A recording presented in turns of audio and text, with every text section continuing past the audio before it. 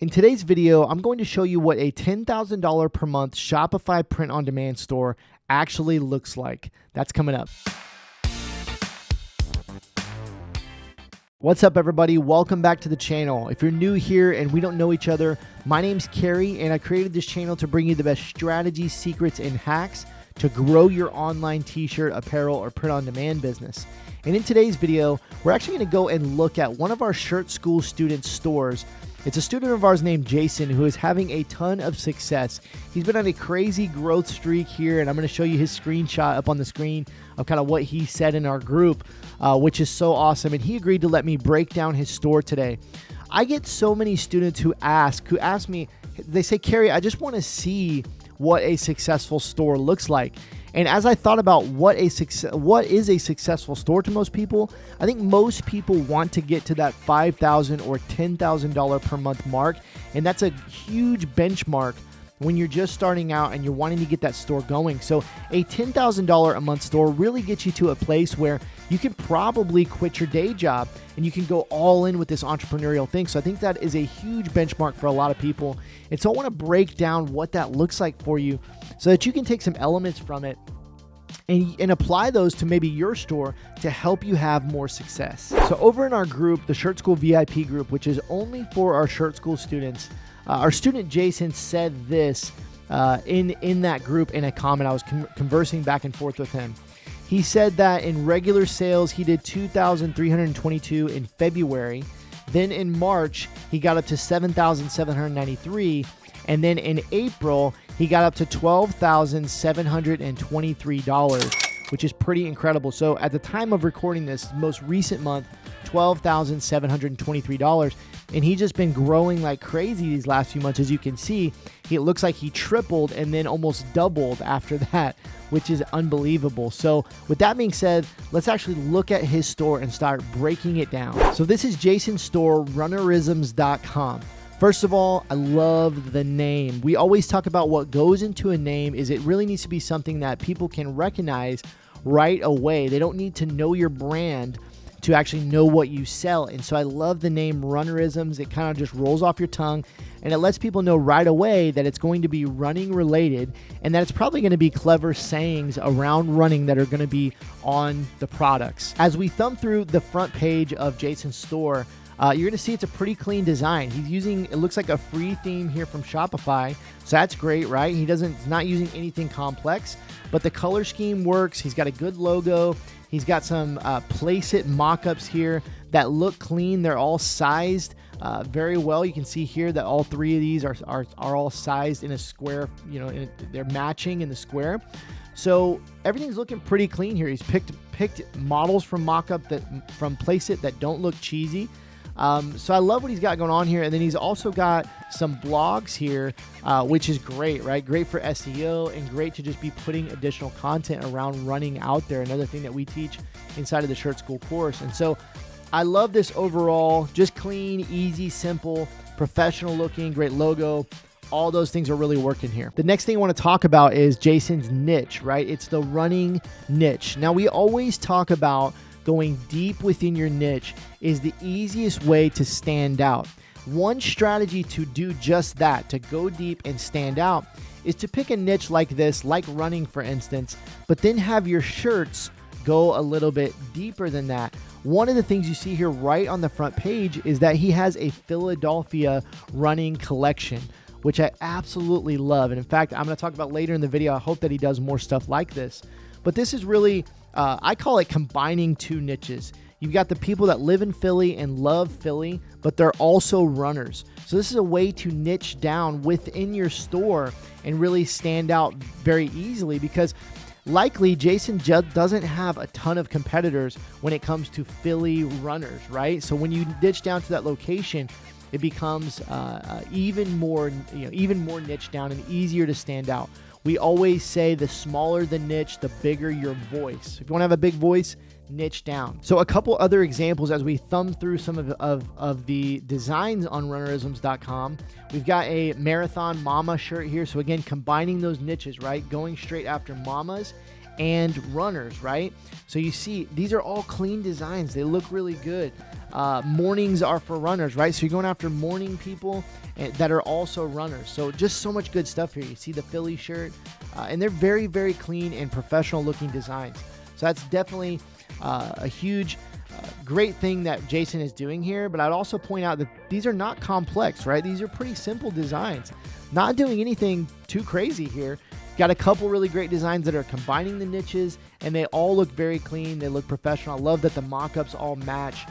Just a lot of really good stuff here. Okay, as I filter to the best-selling shirts on runnerisms.com, you see these are a couple of the better-selling shirts. And even right here, you see that he's got, again, combining the Christian and scripture with running. Just a great strategy when you can combine niches on your t-shirts.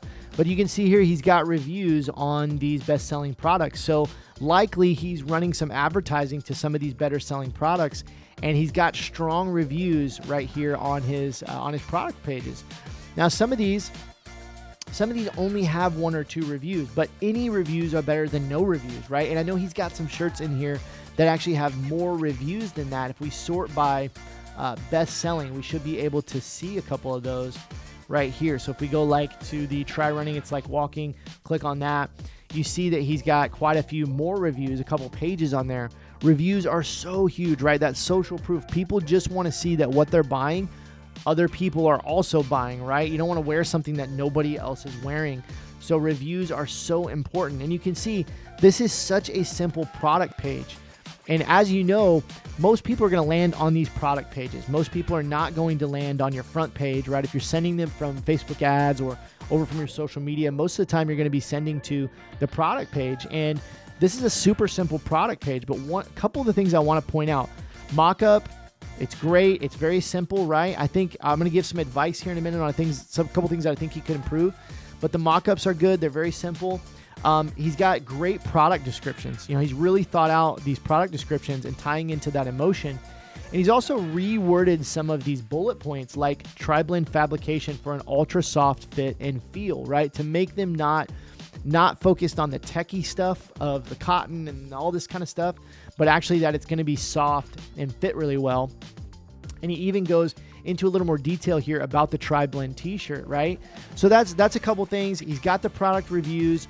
Those are the main things working here on the product page. It's simple, but it's clean, and it has some of those elements you need, like the reviews and a great product description to ensure that you're going to get those conversions. The last thing I want to point out here that Jason and runnerisms.com is doing really well is, and that you can't actually see, is that they're upselling. This is one of the ways that they're increasing their revenue and increasing those profits is by upselling.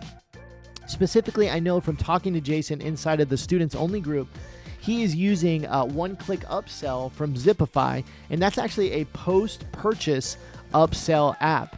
And so that is driving some revenue for Jason in his store with those post-purchase one-click upsells. So that is one of the keys. As you know, I talk about it all the time, is you have to upsell, right? You can't make your living just off of these selling one t-shirt at a time or even one product at a time.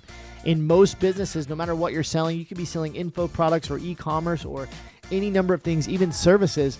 You're not going to make your money on that one front-end sale. You're going to make your money on the back end, repeat customers, email marketing, repeat sales, and driving the average order value up with upsells. And so, again, Jason is using that one-click upsell app so that once a customer has checked out and bought the first t-shirt, he's going to be selling other items right after they click that checkout button with just those one-click upsells. Hey, if you are enjoying this video and if you want me to do more reviews like this, I want you to leave me a comment down below. Maybe I could review your store.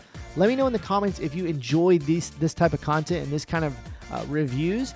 And also make sure you like the video and hit that subscribe button to make sure you don't miss any future content that we put out. All right, back to the video. So now let's talk about some things that runnerisms.com and Jason could really improve on. The first thing is, I mentioned it earlier, I'd really love to see more of those city collections. Now, one of the things I found was that I couldn't actually find the Philadelphia collection anywhere on the website except for right here on the front page. So we've got this collections area up here. I think maybe adding that Philadelphia running collection right here would be a good thing to do. And then also taking these designs, even this Run Philly design, and just changing the city name would be a great way for Runnerisms to stand out and to really scale out, right? You can go to the places in America where running is the biggest, where maybe they have marathons, like in Boston where they have the running marathon there, and a number of places. I know here in Oklahoma, in Tulsa, running is huge, right? Tulsa running, it's huge here. And so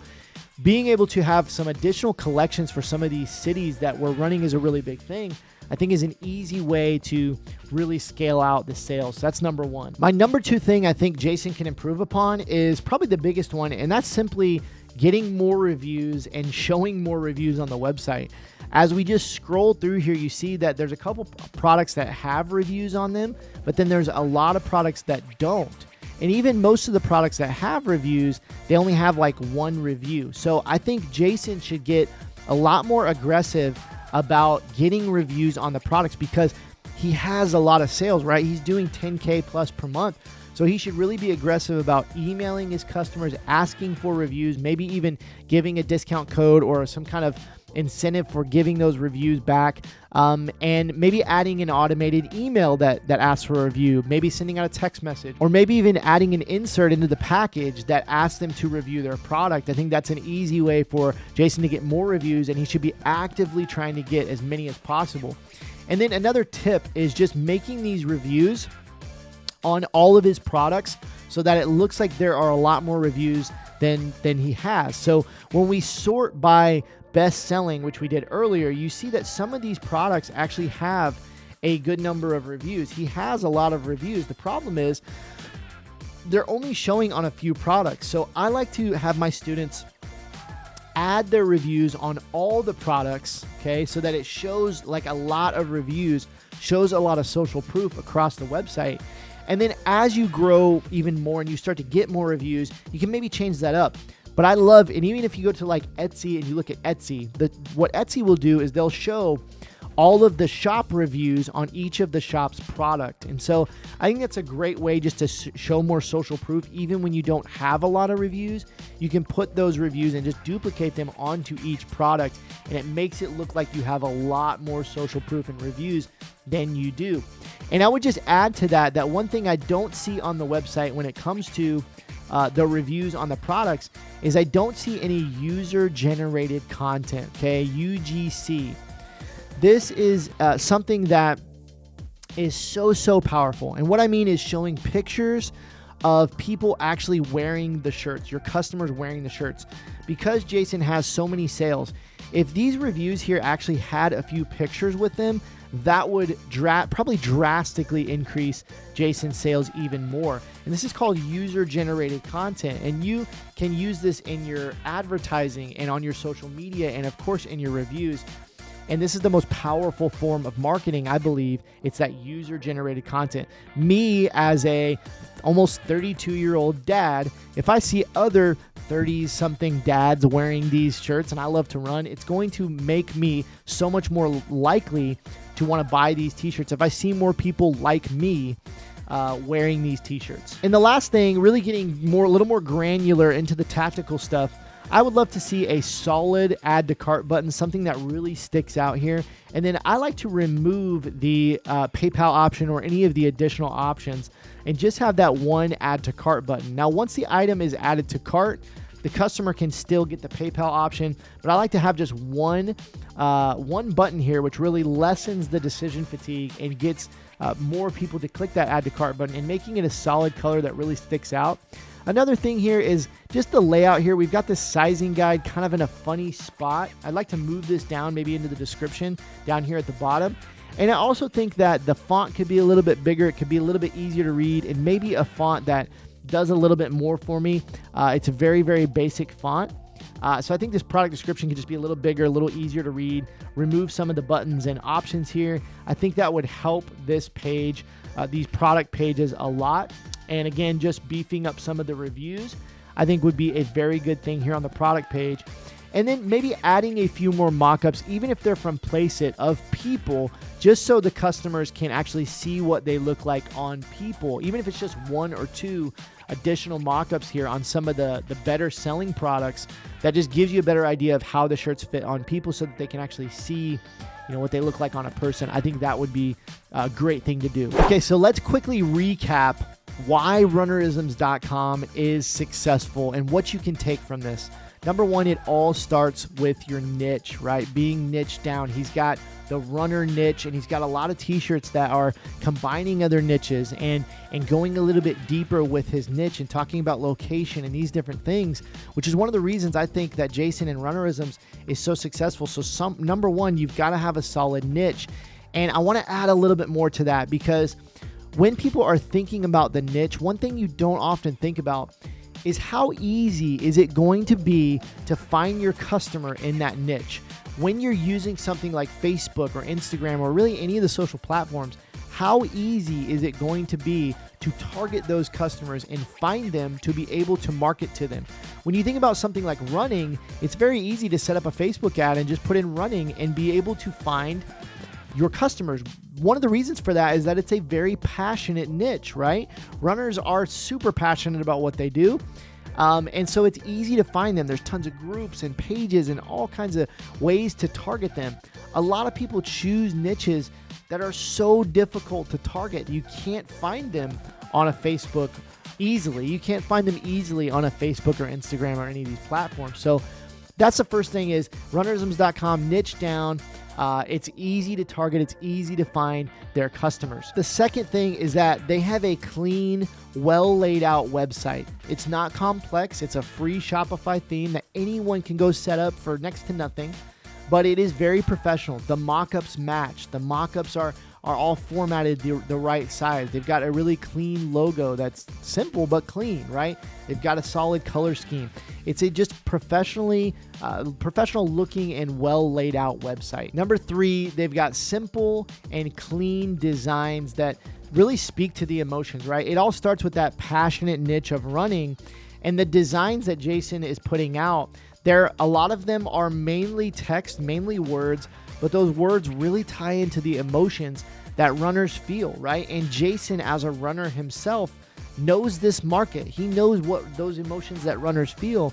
And so he's got these designs that look great, right? They're very attractive designs, but they're also very simple, and they really speak to what runners are feeling in those emotions. And lastly, very important, Jason is upselling on the back end. He's building his email list. He's upselling with OCU, right? Increasing that average order value and trying to get people to come back and buy again and again, right? And that is so important when it comes to turning a profit and increasing that profit on your store. So those are the things that kind of go into almost every successful store.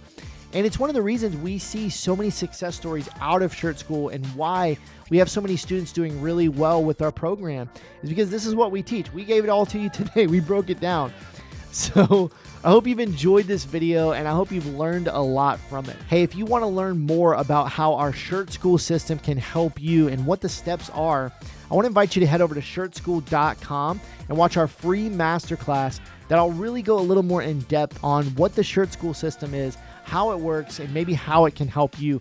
I'll also show you a lot more stories of students that we have who have had success with our program.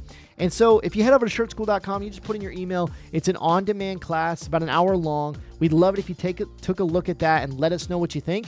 We'll see you next week.